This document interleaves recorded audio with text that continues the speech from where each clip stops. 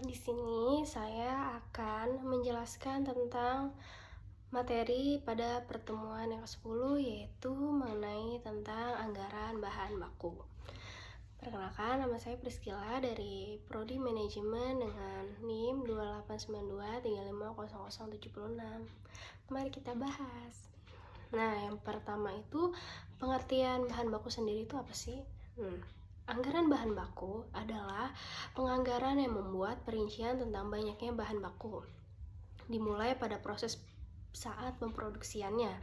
Bahan baku dalam pemrosesan produksi terdiri dari dua macam, yaitu bahan baku langsung dan bahan baku tidak langsung.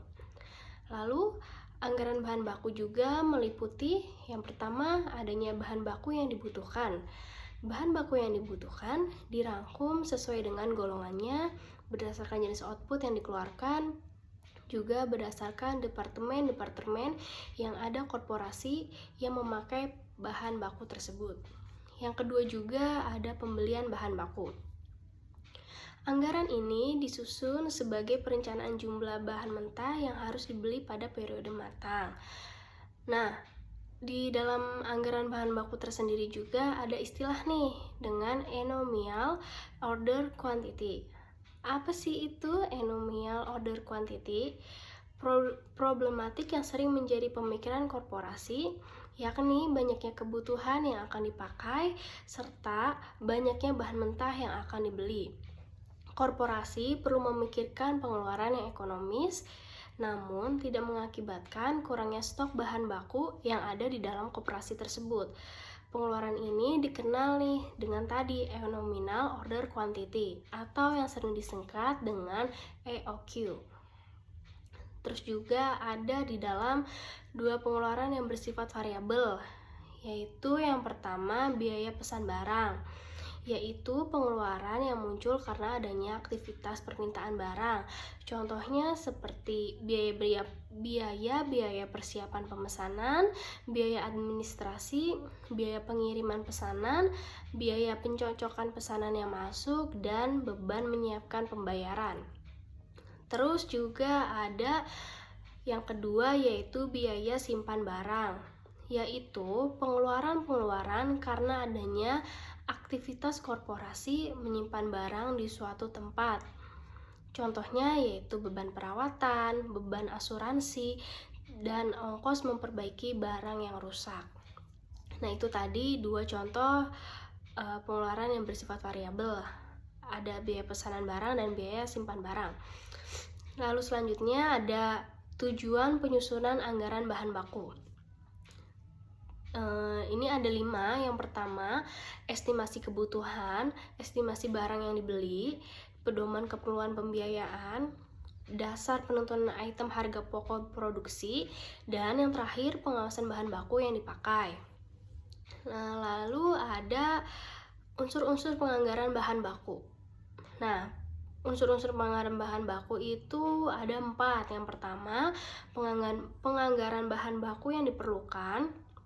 Penganggaran dibuat untuk merencanakan banyaknya bahan baku yang dipakai bagi kepentingan pemproduksian di tahun berikutnya. Penganggaran bahan baku yang dibeli, dan penganggaran ini dibuat untuk merencanakan banyaknya bahan baku yang mesti diperoleh di tahun berikutnya.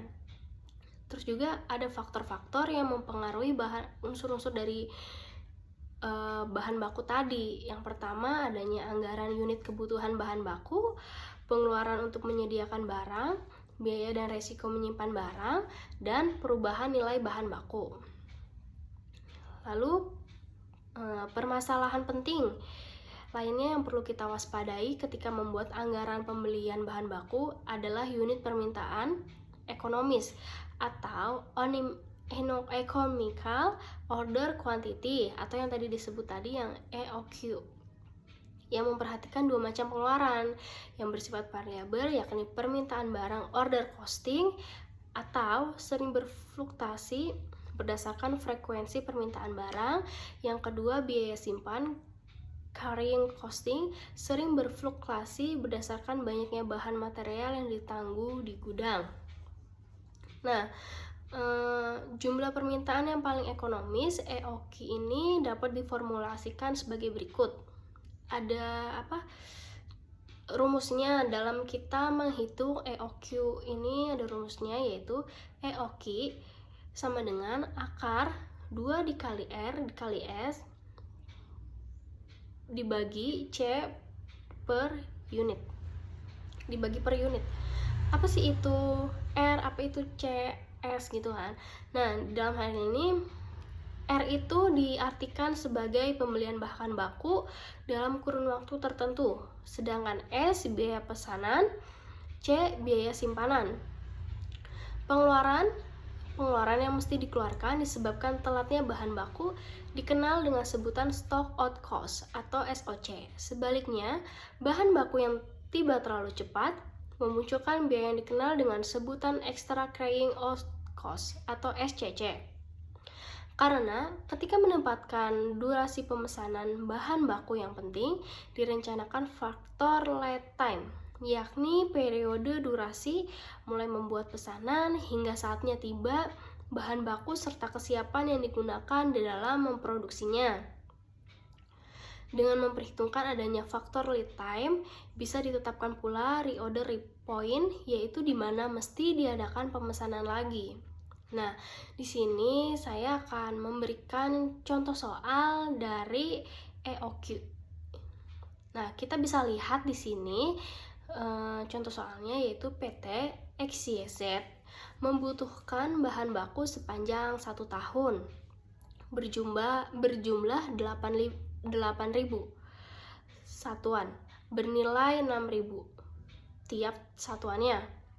Biaya pesanan tiap melakukan pemesanan sejumlah 8.000 dan ongkos penyimpanan 80 tiap unit.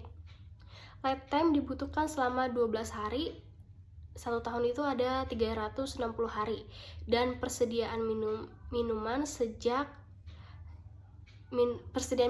sejumlah 300 unit. Tentukan economical order quantity, 2 reorder point atau titik pemesanan ulangnya. Nah, jawabannya, jadi kan kita mencari economical order quantity tadi, kita masukin kan yang rumus yang tadi saya sudah jelaskan di atas, yaitu adanya rumus EOQ sama dengan akar dari 2 dikali R atau S per C dibagi per unit. Kalau di sini sebenarnya sama aja sih ya teman-teman. Kan kalau di setiap soal tuh kan istilah-istilah itu sama, cuman kadang maksudnya berbeda, cuman kadang artinya sama gitu ya. Kalau di sini contoh saya itu akar dari EOQ sama dengan akar dari 2 dikali D dikali S per H sama dengan 2 dikali 8.000 dikali 8.000 dibagi 80. Nah, itu bisa dihitung jadi 8.000 dikali 8.000 dulu, baru dikali 2, terus dibagi 80. Nah, hasil dari 8.000 dikali 8.000 dikali 2 dibagi 80 yaitu 1.600.000. Nah, akar dari 1.600.000 sama dengan 1.265 unit. Terus kalau mencari reorder point-nya, pemakaian selama lifetime-nya yaitu 12 hari tadi dibagi dengan 360 hari atau 1 tahun dikalikan dengan 8.000 sama dengan 267 unit. Safety stock-nya ada di 300 unit.